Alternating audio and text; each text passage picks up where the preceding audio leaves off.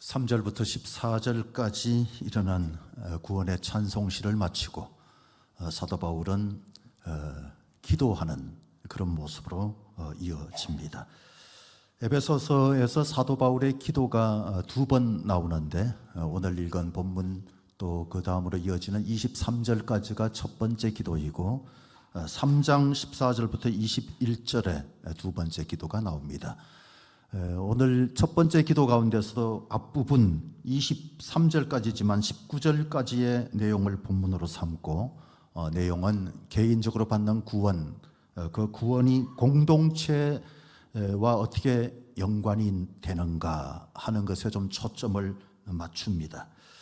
1장을 읽고 난 다음에 2장, 3장으로 넘어가서 그 연계성을 잘 찾지를 못하게 된다면 성경 본문을 잘못 해석할 수 있게 되고요. 또 해석이 제대로 되지 않으면 적용도 제대로 할 수 없습니다. 성경은 관찰을 잘해야 되고 해석을 잘해야 되고 적용도 잘 해야 합니다. 사도 바울의 기도도 서론 부분이 있고 또 실제 강구 내용이 있는데 앞에 15절, 16절 같은 경우는 바울의 기도에 있어서 서론 부분에 되겠고 실제 강구 내용은 17절부터 19절 그리고 20절부터 23절은 바울의 고백 부분이다, 그렇게 보시면 될 것입니다. 고백 부분은 다음 주에 보도록 하고요. 오늘 본문의 시작을 보시면 먼저 다 같이 말씀을 보셨습니다만 이로 말미암아라고 하는 접속사로 시작입니다. 이로 말미암아, 서로 말씀이 연결되는 것이다, 그런 뜻입니다. 이로 말미암아, 그러니까 앞부분하고 그 다음에 나오는 내용을 연결해서 생각을 해야 한다. 그래서 이로 말미암아 그런 표현을 썼는데 바울의 기도는 시작이 감사입니다. 감사로 기도를 시작했어요. 감사 내용은 에베소 성도들이 보이고 있는 믿음, 또 그들이 성도 간에서 드러내고 있는 사랑, 이 두 가지로 인하여서 감사를 드리고 있는데 이 두 가지는 구원받은 결과다라고 하는 것이 바울의 생각이에요. 구원받았기 때문에 믿음이 있는 것이고 구원받았기 때문에 사랑하며 사는 것, 그렇게 말하고 있는 것이죠. 만약에 구원이 없었다면 믿음이 있을 수 없고요, 구원이 없었다면 사랑도 없었을 것. 그래서 이로 말미암아, 이것은 구원으로 말미암아 여러 가지 들려오는 믿음의 소식, 사랑의 소식을 듣고 감사 기도를 드리고 있다는 것입니다. 바울은 에베소 교회를 생각할 때마다 그 교회는 눈물 나는 교회입니다. 바울에게 있어서는 눈물 나는 교회. 왜냐하면 3차 전도 여행 때 그 지역에 3년이나 머물렀습니다. 1차, 2차, 3차 그리고 로마 여행, 선교 여행을 쭉 여러 차례 이제 도시는 돌았는데 그 가운데서 가장 오래 머물렀던 곳, 한 지역에 가장 오래 머물렀던 곳이 바로 에베소. 그런데 이 에베소는 사도 바울의 기대대로 아시아의 중심 교회로 우뚝 섰습니다. 아시아의 중심 교회. 무엇보다 바울이 없는 상황 속에서 믿음을 잘 지켜요. 그리고 바울이 없는 상황 속에서 성도들이 서로 사랑하면서 지내는 사랑이 풍성한 교회가 되었다는 사실. 그래서 소문이 좋습니다. 바울의 귀에 들려오는 소문이 너무 아름답습니다. 자신은 투옥되어 있지만 감사하는 편지를 보낼 수밖에 없게 된 것입니다. 감사는 주어진 조건이 아니라 이 마음속의 해석이다, 그런 말이 있어요. 감사는 주어진 조건이 아니라 마음에 있는 해석. 그러니까 어떤 조건이라 할지라도, 어떤 상황이라 할지라도 우리가 해석하는 것에 따라서 감사할 수도 있고 원망할 수도 있는 거죠. 감사는 소유의 크기가 아니라 이 생각의 크기예요. 생각을 어떻게 하느냐가 중요합니다. 하나님의 섭리를 수용하는 자의 사유방식, 그리고 은혜를 아는 자만이 할 수 있는 것이 바로 감사. 하나님께 땡큐 하시기 바랍니다. 옆 사람에게도 땡큐 하는 그런 마음을 가지고 살아야 합니다. 바울은 그 소문을 들었을 때 아마 마음이 흐뭇했을 거예요. 그리고 사역의 보람을 느꼈을 거예요. 그래서 16절 말씀에 보면 감사하기를 그치지 아니하고, 그런 표현을 써서 감사하기를 그치지 아니하고, 감사가 기도로 이어진 겁니다. 여러분, 성도님들 가운데서도 기도를 많이 하는 분들이 계세요. 열심히 기도를 하는 그런 분들이 계시는데, 많이 기도하는 분들의 기도가 주로 어떤 내용일까요? 건강을 위해서, 또 물질적인 궁핍을 벗어나고 부요를 누렸으면 좋겠다고 하는 그 생각 때문에, 때로는 자녀들의 진로 때문에, 이 땅을 살아가면서 사업이 번창하고 안정된 직장 생활하고 가정이 행복하고 뭐 이런 것 때문에 하나님 앞에 열심히 기도하고 있는 것은 아닌지, 열심히 기도하는 분들이 대부분 땅의 축복을 위해서 기도하고 있는 것은 아닌지, 사실 기도 내용을 보면 압도적으로 세상적인 것들로 가득 차 있습니다. 압도적으로 우리에게 집중되어 있고, 나의 평안, 나의 축복, 나의 행복 뭐 이런 것에 다 묶여 있는 것이 아닌가, 그런 생각이 들 정도인데, 사도 바울은 기도하는 게 조금 달랐습니다. 17절 말씀을 보시면, 우리 주 예수 그리스도의 하나님 영광의 아버지께서 지혜와 계시의 영을 너희에게 주사 하나님을 알게 하시고, 그의 기도는 하나님을 알게 해달라, 내 삶에 필요한 것들을 적절하게 채워주시옵소서, 축복하여 주시옵소서, 그게 아니라 하나님을 알게 해달라는 것. 형편이 뭐 급한 게 없어서 그랬을까요? 삶에 여유가 많이 있어서 그랬을까요? 사실 초대교회의 모습을 보면 초대교회 성도들은 가난했습니다. 날마다 생명의 위협을 받으면서 살았습니다. 어찌 보면 우리보다 훨씬 더 급한 게 많고, 우리보다 훨씬 더 필요한 게 많고, 하나님의 보호하심과 인도하심이 절실하게 필요한 그런 모습으로 사는 사람들이었습니다만, 결코 땅의 안전, 땅의 축복을 구한 것이 아니었습니다. 하나님을 더 알고 싶습니다. 영적으로 더 깊은 깨달음이 있기를 원합니다. 더 깊이 깨닫고 싶습니다. 맨날 손 벌리고 당장 필요한 게 이거라고 말하는 것보다가 하나님을 더 알게 하여 주옵소서. 그 말은 지금 자신이 무엇을 향하고 있는지, 무엇에 집중하고 있는지, 어떤 것을 추구하고 어떤 것을 생각하고 있는지를 잘 보여주는 말입니다. 날마다 물질만 생각하면 물질을 위해서 기도할 수밖에 없고, 날마다 건강만 생각하면 건강 위해서 기도할 수밖에 없는데, 날마다 자녀만 생각하면 자녀를 위해서 기도할 수밖에 없는데, 바울은 날마다 하나님을 더 알고 싶습니다. 하나님을 더 깊이 알고 싶습니다. 그게 바울의 기도. 단순하게 정보를 좀 얻고 지식을 좀 습득하기 위해서 그렇게 기도하고 있는 것은 아닙니다. 마음의 문제. 중요한 것은 우리 속에 있는 이 욕심의 문제예요. 문제는 미련함이고, 문제는 치우침이에요. 치우쳐 있는 것, 마음이 딴 데 가 있는 것이 문제입니다. 여러분, 진리가 굉장히 단순하고 가까이에 있습니다.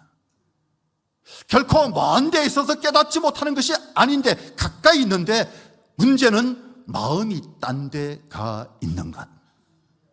그래서 설교를 들어도 집중이 잘 안 되고, 성경을 읽어도 집중이 잘 안 되고, 하나님이 너무 멀게 느껴지는 거예요.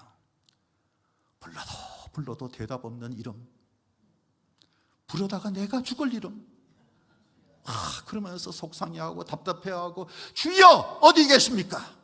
도대체 어디 계십니까? 언제까지 잠잠하시겠나이까? 문제는요, 주님을 향해서 길을 막았어요. 그리고 안 들린대요.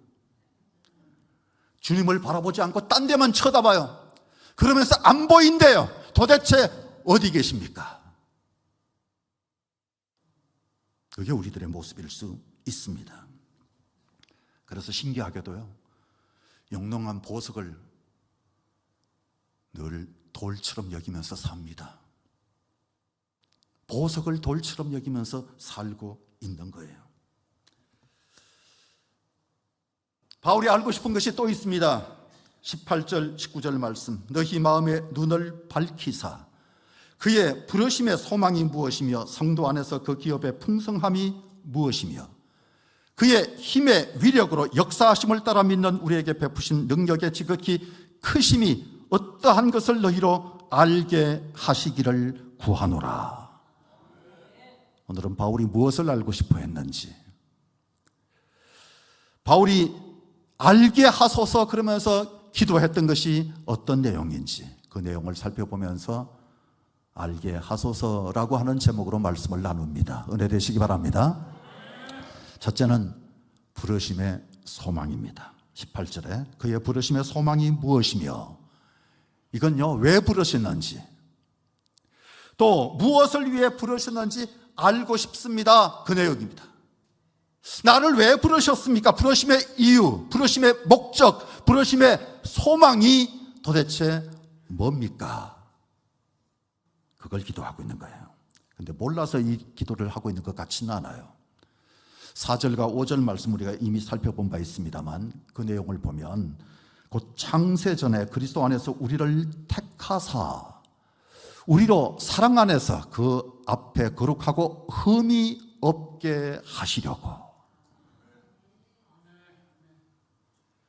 6절 말씀에서는 그의 은혜의 영광을 찬미하게 하려는 것이라, 그런 표현을 썼죠. 그리고 10절에서 하늘에 있는 것이나 땅에 있는 것이 다 그리스도 안에서 통일되게 하려 하심이라.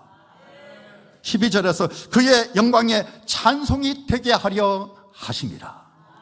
14절에서 그의 영광을 찬송하게 하려 하심이라. 그러니까 바울은 자신을 왜 부르셨는지 이미 구원에 대해서 생각하면서 감사 찬양 시를 만들어 올려드리며, 하나님이 이렇게 나를 택해 주신 것이 감사합니다. 이렇게 나를 불러주시고 이렇게 나를 영광의 찬송이 되게 하시고 또 영원토록 찬송하며 살게 하심이 너무나도 감사하다고, 그렇게 감사 찬송 시를 올려드렸거든요.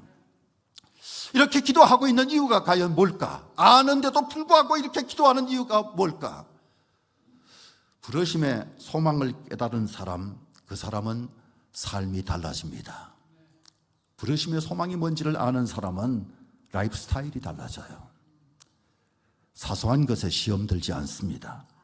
사소한 일에 흔들리지 않습니다. 이것만 확실하면 기대감을 가지고 살고 또 소망 가지고 미래를 바라보면서 살아갈 수 있기 때문에 보다 더 부르심의 소망이 명확해지기를 원합니다. 확실하게 알고 그 부르심의 소망으로 살고 싶습니다. 그게 바울의 생각이었던 것. 믿음에 굳게 서기를 원하십니까? 어떤 상황 속에서도 흔들림이 없기를 원하십니까? 부르심의 소망 가운데 굳게 서시기를 바랍니다. 존 버년의 철로역정에 나오는 순례자가 바로 그런 모습이었습니다. 장차 망하게 될 장망성을 떠나서 저 천국을 향해서 나아가고 있는 사람, 그는 미래를 향해 전진하는 사람이었습니다. 그래서 이 땅은 그저 지나가는 곳이에요. 그래서 이 땅 가운데서 쾌락이나 탐욕 거기에 매이지 않습니다. 과거에도 매이지 않습니다. 그는 오로지 앞을 바라보는 거예요.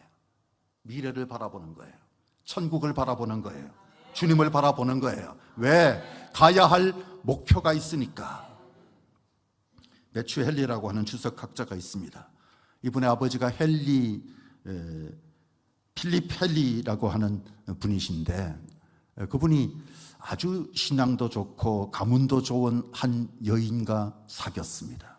결혼을 하려고 하는데 그 여자 집에서 필립 헨리, 그의 가문이 어떤 가문이냐 하고 묻습니다. 가문이 별로 좋지 않았습니다. 내세울 게 전혀 없는 그런 상황이었습니다. 그런데 신앙이 좋은 이 여인, 결혼을 약속한 그 사람에 대해서 가족들에게 말하기를, 나는 그가 어디 출신이고 어떤 가문인지 잘 모릅니다. 다만 제가 아는 것은 그가 어디로 가고 있는가라고 하는 것입니다. 어디로 가고 있는가? 지금까지 살아온 그 배경, 그건 잘 모른다 할지라도 그가 나아가고 있는 그 방향, 어디로 가고 있는지 그걸 분명히 압니다. 결혼했을까요? 안 했을까요? 했겠죠. 그러니까 아버지고 아들을 낳았고, 과거보다 현재가 중요하고 미래가 훨씬 더 중요한 거죠. 우리는 바라기는 종말을 내다보는 그런 영적 눈을 뜨고 삶을 살아야 할 것입니다. 왜냐하면 욕심이 우리 속에 가득하게 되면 눈이 어두워지게 돼요. 그리고 우리는 점점 더 마음이 흐려지게 되고 계시의 영이 떠나게 되고 삶의 의욕도 사라지게 되기 때문입니다. 여러분, 우리의 문제는 정치의 문제가 아니고 경제의 문제가 아니고 세상의 문제가 아니고 국제정세의 문제가 아니고 우리의 문제는 우리가 하나님께 집중하지 못하는 것이 아닐런지요. 우리가 보다 더 하나님께 집중하는 것, 하나님을 알게 하여 주옵소서. 우리가 정말로 추구해야 되는 것은 하나님을 더 깊이 알게 하여 주시옵소서. 우리가 좋아하는 찬송 중에 이 몸의 소망 부행과 우리 주 예수 분일세, 우리 주 예수 밖에는. 정말요? 정말인가요? 우리 주 예수 밖에는 믿으리 아주 없도다. 그러면서 왜 주변에 믿을 사람 없다고 그렇게 화를 내고 그렇게 기분 나빠하고 그렇게 외로움을 타고, 그 이유가 뭘까요?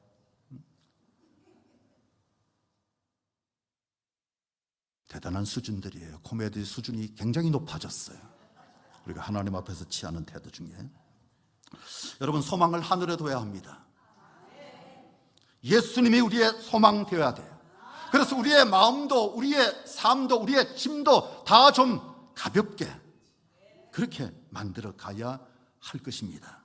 사실 우리가 살고 있는 이 세상은 절망적인 소식이 날마다 어쩌면 이렇게 무수하게 쏟아져 들어올까, 너무 그런 소리들이 많잖아요.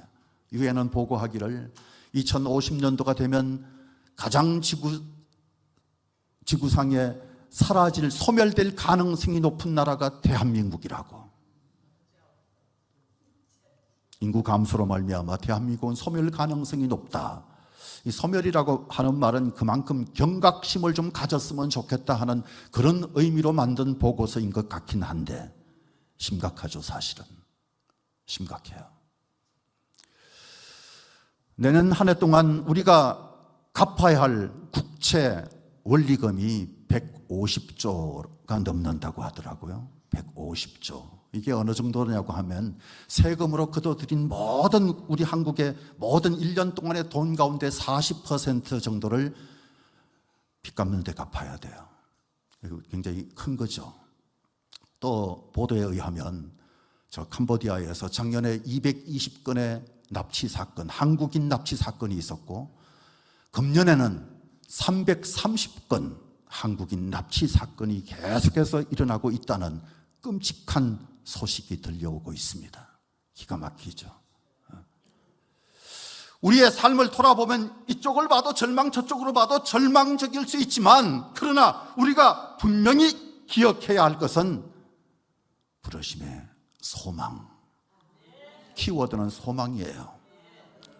남들이 다 절망적인 얘기 하더라도 우리는 소망을 말하고 살아야 합니다.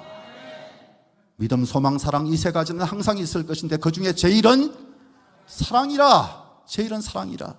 날마다 아웅다웅 해야 할 일 보다가 아웅다웅 싸우기에 급급한 대한민국은 달라져야 합니다. 우리 그리스도인들 그 한복판에 있어요. 달라져야 돼요. 획기적으로 달라져야 돼요. 우리는 부르심의 소망으로 날마다를 살 수 있기를 바랍니다. 두 번째는 기업의 영광의 풍성입니다. 바울이 기도했던 것은 기업의 영광의 풍성. 그 기업의 영광의 풍성함이 무엇이며, 성경은 그렇게 말하고 있죠. 기업의 영광이 풍성함이 무엇이며, 기업의 영광의 풍성, 그걸 좀 알고 싶습니다. 무슨 얘기입니까? 라고 기도한 건데 그 기업이라고 했지만 그의 기업이에요. 그의 기업. 바울이 기도했던 내용들 보면 세 가지 기도하는데 그의 부르심, 또 그의 기업, 그리고 그의 힘. 그의 힘. 이 세 가지 모두가 다 소유격 대명사를 공통적으로 쓰고 있는 그런 기도문입니다.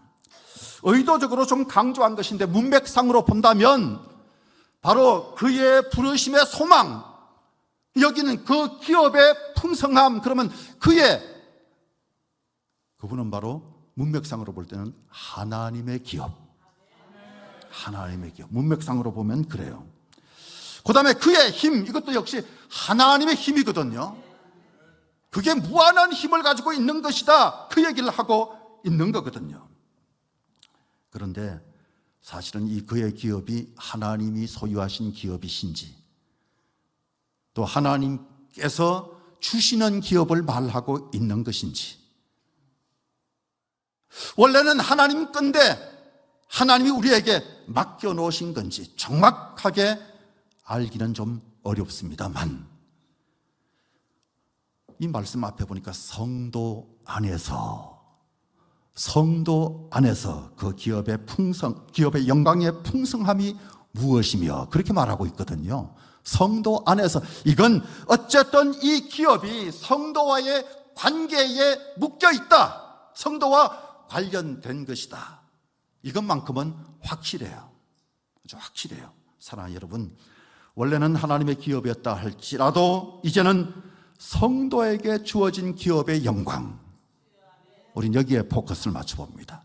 성도에게 주어진 기업의 영광, 이것을 가리키는 키워드 중에 하나가 바로 풍성함이에요. 풍성함. 첫 번째 기도에서 키워드가 소망이었다고 한다면 여기서는 풍성함, 이게 중요한 키워드인데, 기업이라고 하는 것이 하나님이 우리에게 주신 분깃이에요. 하나님이 우리에게 물려주시는 유산이에요. 유산. 히브리어로 기업은 나할라라고 말하는데, 이스라엘 백성들, 구약 이스라엘 백성들의 신앙을 나할라 신앙이라고 말합니다. 나할라. 하나님께서 이스라엘 백성들이 출애굽하고 가나안 땅에 정착할 때 그들에게 땅을 나눠주셨어요. 기업으로 땅을 주신 거예요. 기업으로 땅을 주신 것. 그래서 그들이 그 땅을 받게 되는데, 그 땅이 평야지대가 아니라 산악지대였어요. 또 그 지역은 강수량도 많지 않고 돌멩이, 그리고 거친 광야의 연속이었습니다. 오죽하면 유대인의 유머 가운데 이런 얘기가 있습니다. 모세가 40년 동안 이스라엘 백성들을 그 광야에서 이끌고 가나안 땅으로 가잖아요. 그런데 가는데 하나님께서 모세가 가나안 땅으로 들어가는 것을 허락지 않으셨습니다. 그 대신에 느보산에서 가나안 땅을 이렇게 내려다 볼 수 있는 기회를 갖게 해 주셨는데, 모세가 느보산에서 가나안 땅을 내려다 보다가 심장마비로 죽었다. 심장마비로 죽었다. 그의 사망 원인을 그렇게 말합니다. 심장마비로 죽었다. 왜냐하면 그 땅을 느보산에서 쫙 내려다 보니까 세상에 지금까지 기대했던 젖과 뿔이 흐르는 땅이 아니라 광야예요. 그걸 보고 쇼크 받아가지고 심장마비로 죽었다. 이게 유대인의 유머입니다. 정말 젖과 꿀이 흐르는 땅인 줄 알았는데 순 돌멩이고 완전 산악지대고, 세상에 저럴 수가, 그래서 깜짝 놀라서 죽게 됐다는 건데, 제가 성지순례를 가서 이스라엘 땅을 보니까 그렇게 흠모할 만한 땅이 아니더라고요. 흠모할 만한 땅이 아니에요. 그래도 뭔가 파릇파릇하게 새싹들이 돋아나는 계절에 갔기 때문에 그나마 좋게 보이긴 했지만 척박한 땅이구나, 산악지대, 정말 볼품없는 땅이구나. 오히려 저 나일의 삼각주 같은 그런 곳, 애굽의 삼각주가 훨씬 좋게 보였고 메소포타미아 유역이 훨씬 더 나은데, 하나님이 왜 저 땅을 주셨을까? 그 생각이 들 정도. 사실은 척박한 땅이에요. 그런데 이스라엘 백성들이 그 땅을 소중하게 여깁니다. 목숨을 걸고 그 땅을 차지하고 있던 사람들을 몰아내고 하나님이 우리에게 주셨다, 이건 우리 땅이다 그러면서 그 땅을 정복해 들어가서 그 땅을 차지하고 그 땅에서 땡큐하면서 살았어요. 여러분, 그들은 그 땅을 소중하게 여겨요. 우리의 눈으로 볼 때 흠모할 만한 땅이 아닐지라도 하나님이 주셨기 때문에 소중하다고 생각하는 거예요. 하나님이 주셨기 때문에 소중한 것. 여러분, 누가 주냐가 참 중요한 건데 하나님이 주셨기 때문에 너무나도 소중한 것. 왜? 그 땅은 하나님이 약속하신 약속의 땅이거든. 지금까지 광야에서 40년 동안 지내왔는데 그 광야에서 40년 동안 농사 짓지 않았음에도 불구하고 만나와 메추라기를 내려서 먹게 하신 하나님이 주신 땅, 그 하나님이 주신 땅이라고 한다면 어떤 땅이라도 괜찮다. 그게 그들의 생각. 사랑하는 여러분, 주신 기업을 신뢰하는 이스라엘 백성들의 모습을 보면서 배워야 합니다. 가끔씩 내 꼬라지가 왜 이래? 삶이 뭐 이래? 뭐 그런 생각 드십니까?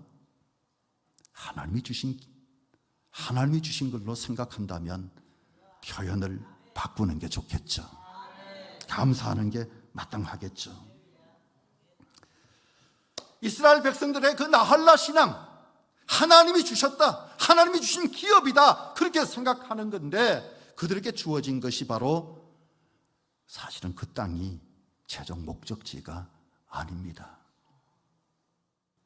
나 가난 복지 귀한 성에 들어가려고 내 중한 짐을 벗어버렸네. 이건 원래 할 생각이 없던 곡이라서 가사가 안 나왔어요. 근데 그 가나안 복지, 그게 목표인 줄 알고 달려왔지만 사실은 그게 아니라 하나님이 주시고자 하는 진짜 목적지는 하늘나라. 하늘나라. 하나님 나라가 목적지예요. 그게 막대한 유산이에요. 그래서 바울이 가만히 생각해 보니까 그 기업은 너무너무 영광스러운 거예요. 그 기업은 너무너무 풍성한 거예요. 그래서 그 기업에 참여하고 그 기업을 받았다는 것이 너무너무 감격스러워서, 너무너무 감사해서 지금 하나님께 감사 기도를 드리는데 더 이 풍성함을 알게 하여 주옵소서. 그걸 기도하고 있는 거예요. 바울은 이미 3절 말씀에서 그리스도 안에서 하늘에 속한 모든 신령한 복을 우리에게 주시되, 이 3절이 아마 대표적인 걸 거예요. 모든 신령한 복을 주셨다. 모든 신령한. 그 외에도 4절에서는 창세전에 우리를 택하시고, 택함 받은 게 복이죠. 5절에서 예수 그리스도로 말미암아 자기의 아들들이 되게 하셨으니 우리가 하나님의 자녀 됐다는 거예요. 7절에 보면 그 은혜의 풍성함, 그런 표현이 나오죠. 그 은혜의 풍성함. 8절에서는 모든 지혜와 총명으로 우리에게 넘치게 하사. 9절에서는 그 뜻의 비밀을 우리에게 알리신 것이요. 그리고 11절에서는 우리가 예정을 입어 그 안에서 기업이 되었으니, 13절에서는 진리의 말씀 곧 너희의 구원의 복음을 듣고 그 안에서 또한 믿어 약속의 성령으로 인치심을 받았으니. 이미 그 풍성함을 노래하고 있는 거예요. 어마어마함을 노래하고 있는 거예요. 여러분, 지금 엄청난 얘기하고 있는데 너무 덤덤한 거 아니신지 모르겠어요. 바울은 지금 너무 감격했어요. 풍성함, 모든 신령한 복, 하나님이 그렇게 넘치도록 부어주셨다. 이 정도면 사실 당당해도 됩니다. 사장 아들이 자기의 정체를 숨기고 말단 사원으로 취직을 해서 직장 생활을 하고 있을 때 그 주변 사람들은 낙하산인데 건방져, 낙하산인데 너무 당당해. 그래서 저런 꼴보기 싫은 후임이 들어다니 하면서 좀 기분 나쁘지만 뭔가 이상해. 저 친구는 뭔가 이상해. 너무 태도가 당당해. 왜? 사장 아들이니까. 시간이 지나면서 사장 될 놈이구나 하는 것을 깨달은 그 선배들이 함부로 말하지 못하잖아요. 함부로 말을 못합니다.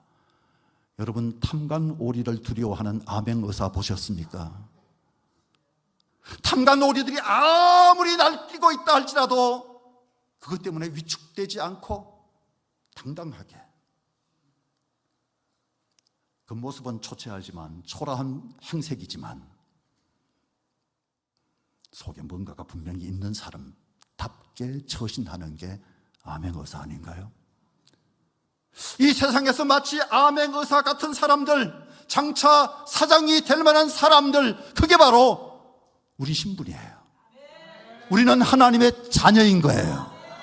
하나님의 기업의 영광의 풍성함을 누리면서 살아가도록 하나님이 세워놓으신 그 사람들, 그게 바로 우리라는 사실 기억하시기 바랍니다.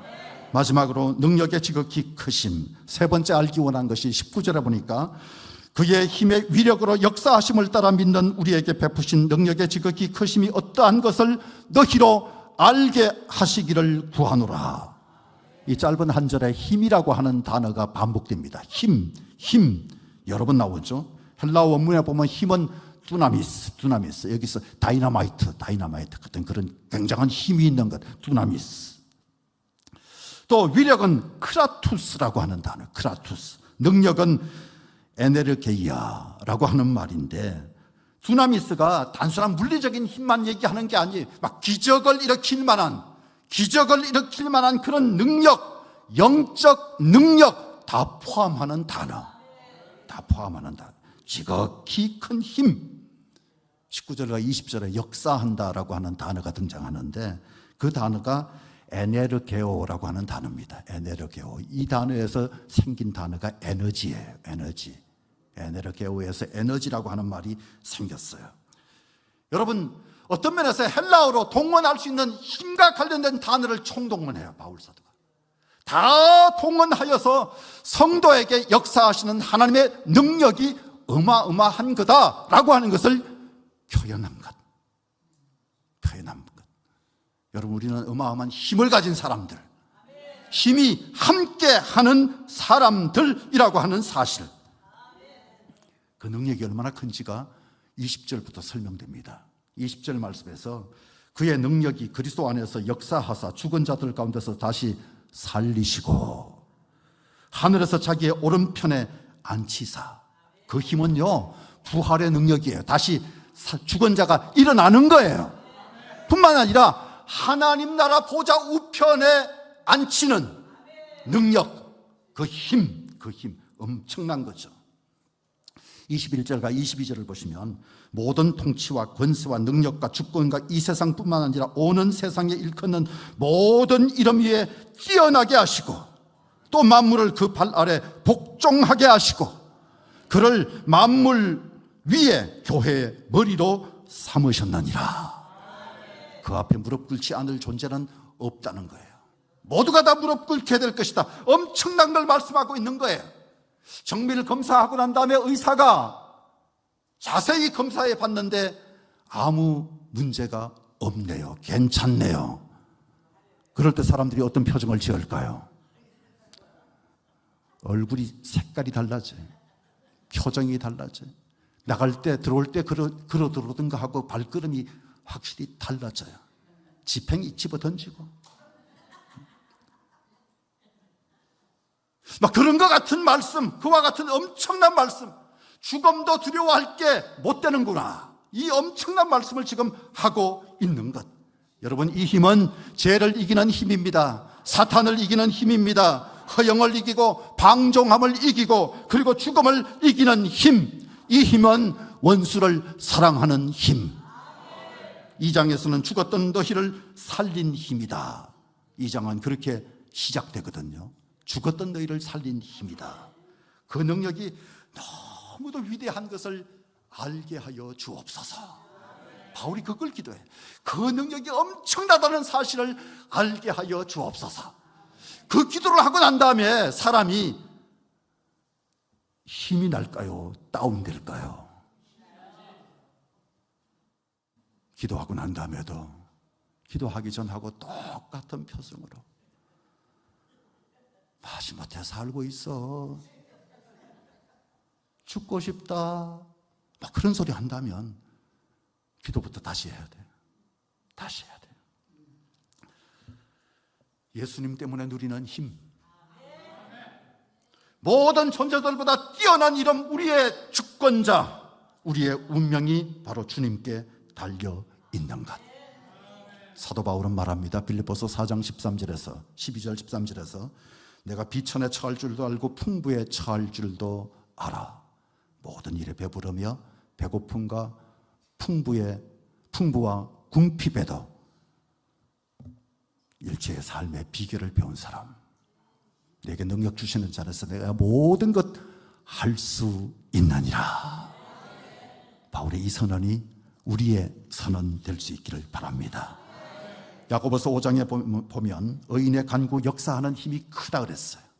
의인의 간구는 역사하는 힘이 크다. 엘리야는 우리와 성전이 같은 사람이로되 그가 비가 오지 않기를 간절히 기도한 적 3년 6개월 동안 땅에 비가 오지 아니하고 다시 기도하니 하늘이 비를 주고 땅이 열매를 맺었느니라. 우리가 기도하면 자연 현상도 우리에게 유리하게 바뀌어질 수 있다는 사실을 믿고, 우리의 기도가 얼마나 위력이 있는가, 얼마나 힘이 있는가 꼭 기도하여서 기도라고 하는 이 엄청난 무기를 장착하고 멋진 가을을 펼쳐나가시기를 주의 이름으로 축복합니다. 할렐루야. 기도하겠습니다.